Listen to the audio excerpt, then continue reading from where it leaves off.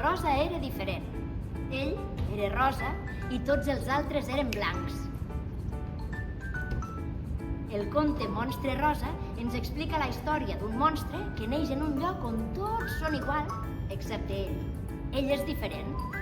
I tot i que la resta l'accepten, tal com és, ell decideix marxar d'allí i buscar un altre lloc on trobar gent que sigui com ell, diferent a tots els altres. És un espectacle adequat per totes les edats, però ho recomanem especialment per infantil i primari. I us recomanem que vingueu, perquè és un espectacle divertit, amè, que passa ràpid, és participatiu i a més us donarà peu a treballar tots aquests temes tan importants. La diversitat. La inclusió.